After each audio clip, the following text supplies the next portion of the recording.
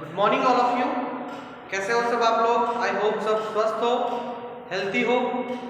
स्वागत है सब आप लोगों का अपने ऑनलाइन रिकॉर्डेड क्लास में जो यूट्यूब के माध्यम से आप लोगों को मिल रही है। VBS फैमिली में आप लोगों का स्वागत है। अगर अपन बात करें 11th की, तो 11 साइंस एग्रीकल्चर, 11 साइंस एग्रीकल्चर की अगर अपन बात करें कि 11 साइंस एग्रीकल्चर में अपने पास कौन कौन से मोड है, तो 11 साइंस में अपना जो पोर्शन कंप्लीट हुआ है वो कंप्लीट हुआ है कोशिका का। किसका? कोशिका मींस सेल का, द सेल। कोशिका की अगर अपन बात करें, द सेल, कोशिका की, तो उसका एक अपना कंसेप्ट पूरा कंप्लीट हुआ है। सेल चैप्टर कंप्लीट हुआ है जिसमें अपन ने देखा कि जो जीवन की इकाई होती है उसको क्या कहते हैं? जीवन की इकाई क्या कहलाती है? वही कोशिका means unit of life is known as cell. Unit of life क्या कहलाती है? कोशिका। जो यूनिट ऑफ लाइफ है वो क्या कहलाती है? कोशिका कहलाती है। कोशिका है जीवन की इकाई।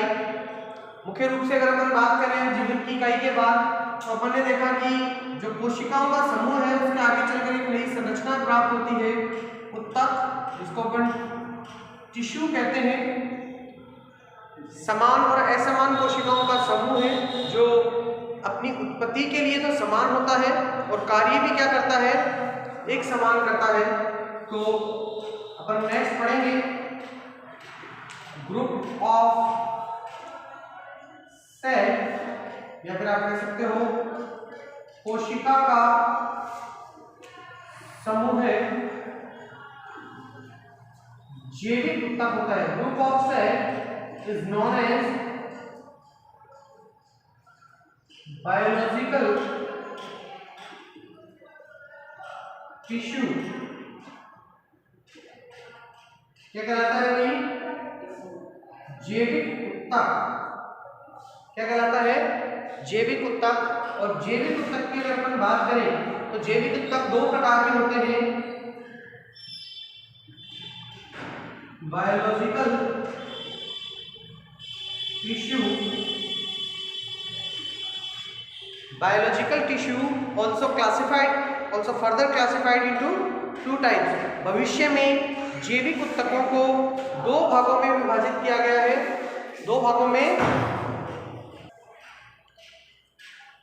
जो जैविक उत्तक होते हैं वो अपनी भविष्य में चार प्रकार जो है उनका विभेदन रखते हैं, लेकिन यहाँ अपने पास दो प्रकार के जैविक उत्तक देखे गए हैं, जिनमें एक है अपने पास जंतु उत्तक, जो जंतुओं में मिलेंगे। जंतु उत्तक मीन्स आप कह सकते हो एनिमल टिश्यू।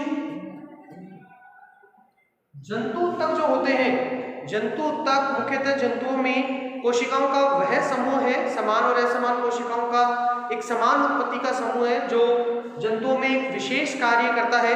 तो जंतु उत्तक और अन्य जो जैविक उत्तक होते हैं वो होते हैं पादप उत्तक। क्या होते हैं? पादप उत्तक, जिनको बोलते हैं plant tissue. Plant tissue mostly अगर अपन बात करें प्लांट टिश्यू की और जंतु उत्तक की, तो इनका भी अपन वर्गीकरण देखेंगे। यहाँ पर क्लासिफिकेशन देखेंगे कि जंतु उत्तक कितने प्रकार के होते हैं और पादप उत्तक कितने प्रकार के होते हैं। तो उत्तक की अगर अपन बात करें तो कोशिकाओं का समूह है जो जैविक उत्तक का क्या करता है? निर्माण करता है। 11 साइंस इजी में अपने पास एक है चैप्टर नंबर 4, का तो नाम है जैविक उत्तक। क्या है? जैविक उत्तक। और एक है अपने पास चैप्टर नंबर 5 जिसका नाम है पादप उत्तक। क्या है? पादप उत्तक। तो मुख्यतः अपने पास दो प्रकार के उत्तक हैं जैविक में। एक तो जैविक उत्तक में तो आप जंतु उत्तक को पढ़ेंगे, मींस मोस्टली जंतु ऊतक, और उसी का साथ देने के लिए चैप्टर नंबर 5 में कौन है, पादप ऊतक। और ऊतक होते क्या है, ग्रुप ऑफ सेल, जो समान और असमान कोशिकाओं का समूह होता है, जिसे क्या करना है, आगे चलकर एक समान उत्पत्ति के साथ क्या बनाना है, कोशिकाओं का समूह है, जो क्या करेगा, अंग के लिए कार्य करेगा। क्योंकि कोशिकाएं कार्य करती हैं ऊतक के लिए, ऊतक कार्य करते हैं किसके लिए, अंगों के लिए।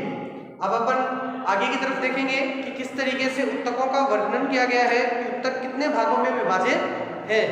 2 भागों में ऊतक विभाजित है, जैविक ऊतक, जंतु ऊतक और पादप ऊतक।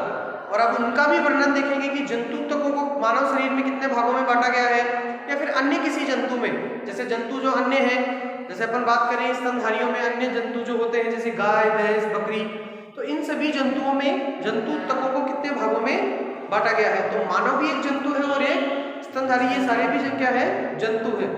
मानव भी एक स्तनधारी है, इसलिए मानव को भी कोर्डेटा संघ के जंतु वर्ग में, मतलब जंतुओं के कोर्डेटा वर्ग में रखा गया है। तो मोस्ट इंपॉर्टेंटली जैविक ऊतक का वर्गीकरण करने के लिए अपन जैविक ऊतक का एक फ्लो चार्ट बनाएंगे, जिसमें अपन जंतु ऊतक के प्रकार भी लिखेंगे और पादप ऊतक के प्रकार भी लिखेंगे। इसको आप नोट कर सकते हैं अभी। तो अभी अपन ने देखा कि जो कोशिकाएं हैं उन्होंने ऊतक का निर्माण कर लिया है। तो ऊतक जो है, जैसे कोशिका के लिए अपन ने कहा था, कोशिका विज्ञान की शाखा क्या कहलाती है भाई, साइटोलॉजी, क्या कहलाती है। उसी प्रकार जो ऊतक है, उन ऊतकों के अध्ययन की जो विज्ञान की शाखा है, जीव विज्ञान की शाखा है हिस्टोलॉजी, उसके बारे में हम थोड़ा सा देखते हैं कि उनको किस तरीके से, किस प्रारूप के अनुरूप पढ़ा जाता है। जैसे अगर अपन बात करें ऊतक के लिए, तो औतिकी मीन्स हिस्टोलॉजी शब्द उपयोग किया जाता है किसके लिए, स्टडी ऑफ टिश्यू के लिए। ऊतकों का अध्ययन क्या कहलाता है, औतिकी, जिसके फादर ऑफ हिस्टोलॉजी, जिन्होंने पहली बार हिस्टोलॉजी शब्द के बारे में बात की थी, वो थे मार्सेलो मेलपिगी।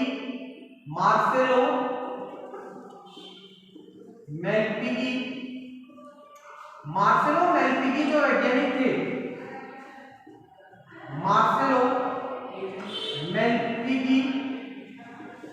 उन्होंने पहली बार ऊतक शब्द के अध्ययन के लिए शब्द यूज किए थे कि ऊतक की औतिकी शब्द होता है किसी भी अंग की जो संरचना होती है उसे पढ़ने के लिए अपने को क्या पढ़ना पड़ता है, उसकी औतिकी संरचना पढ़नी पड़ती है, हिस्टोलॉजी पढ़नी पड़ती है।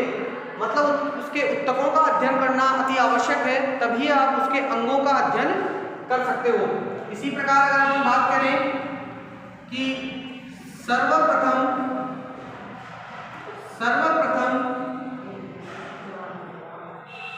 ऊतक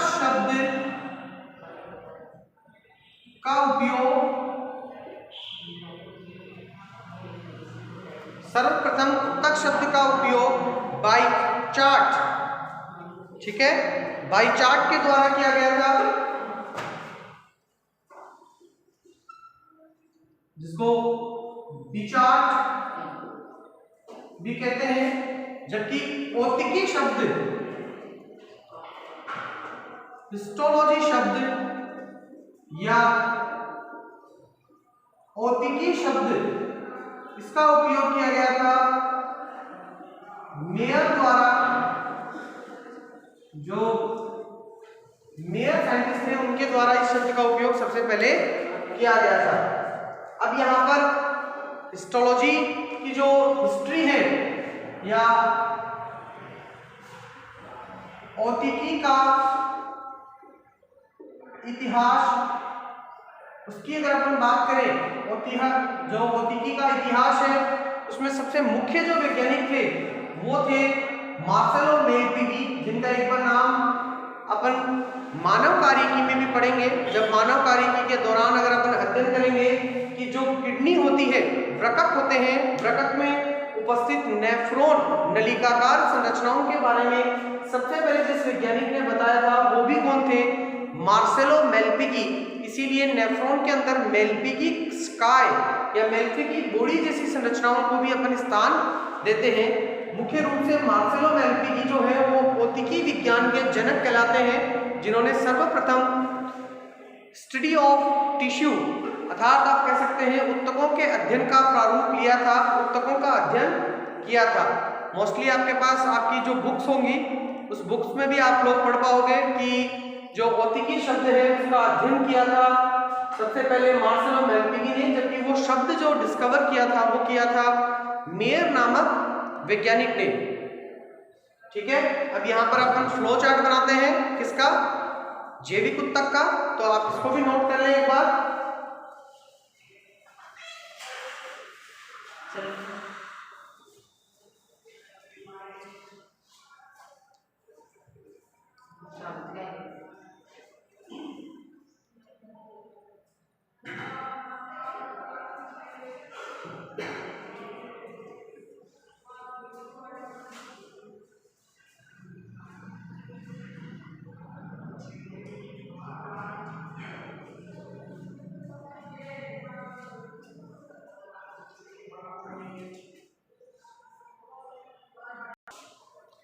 ठीक है, अपन ने औद्योगिकी के इतिहास के बारे में बात की है कि औद्योगिकी का इतिहास किस प्रकार होता है, उसके अध्ययन के बारे में बात की है। तो अब अपन नेक्स्ट बात करेंगे जैविक ऊतक के फ्लो चार्ट की, या फिर आप कह सकते हो ये flow chart of tissue.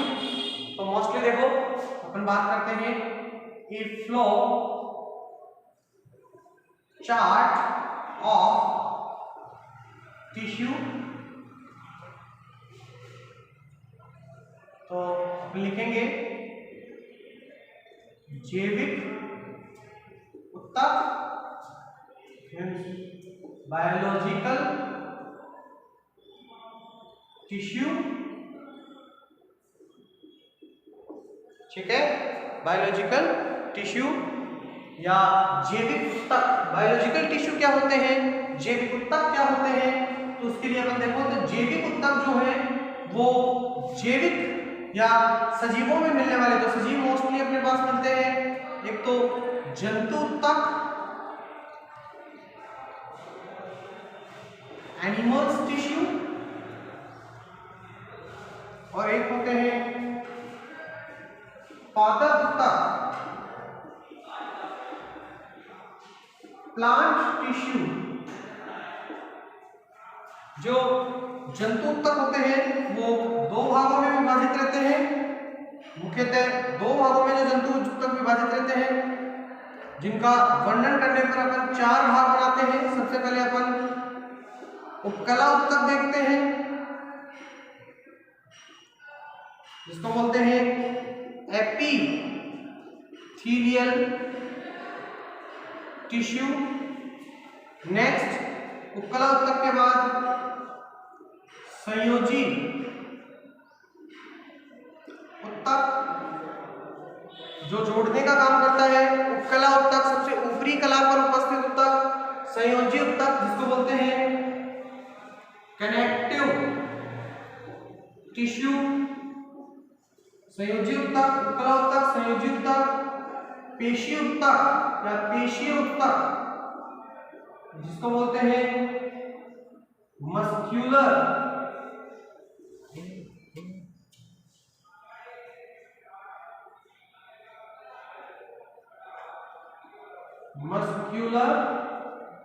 Tissue. और सबसे लास्ट में अपने आता है तंत्रिका ऊतक मीन्स नर्वस टिश्यू। ठीक है, ऐसे पादप ऊतक जो है वो दो भागों में विभाजित रहते हैं। एक तो दो भाग है इनके, एक तो होते हैं मेरिस्टेमिक टिश्यू जिनको बोलते हैं विभोजोत्तक ऊतक,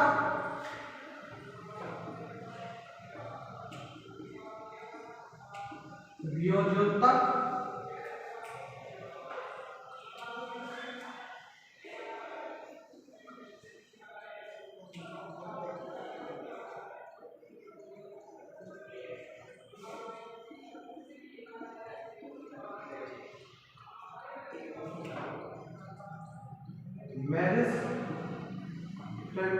स्पेसिफिक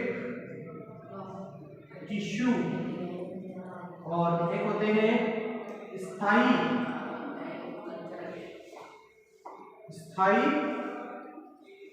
उत्तक। स्थायी मतलब होता है परमानेंट टिश्यू,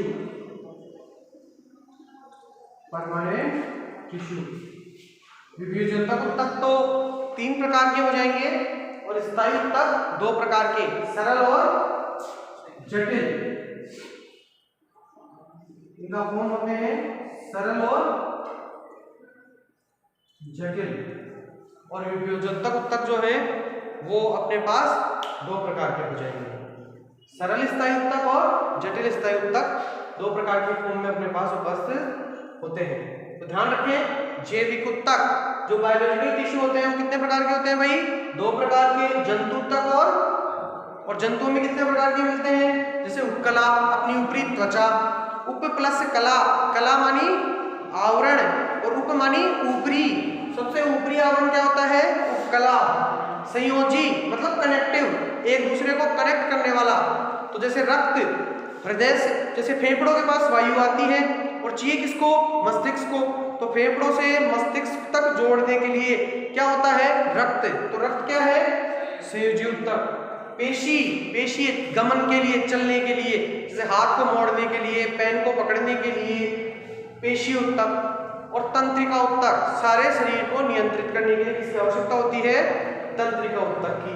नेक्स्ट विभेजोत्तक और स्थायी उत्तक ये किसमें मिलते हैं?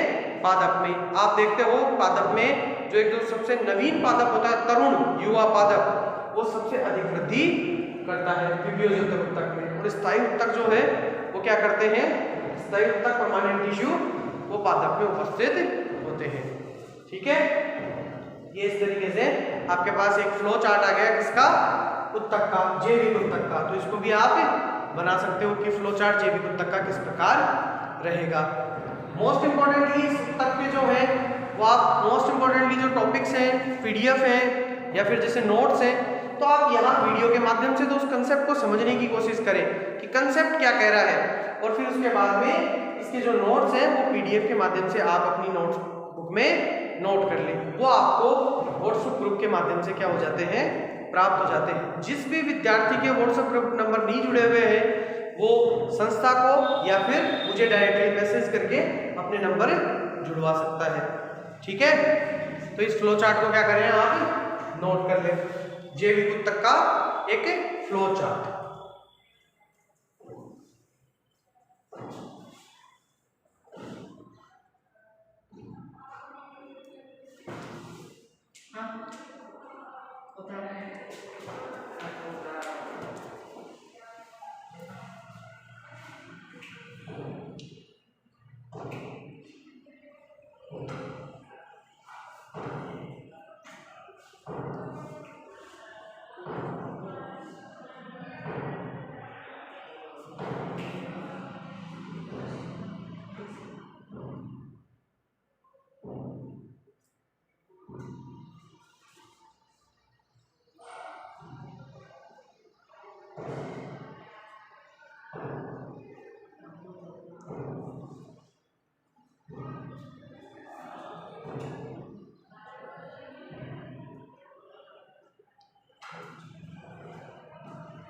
ठीक है भाई, आप लोग इस जैविक चार्ट को आप बना सकते हो और कंप्लीट कर सकते हो।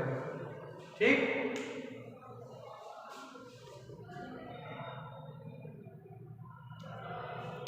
राइट है।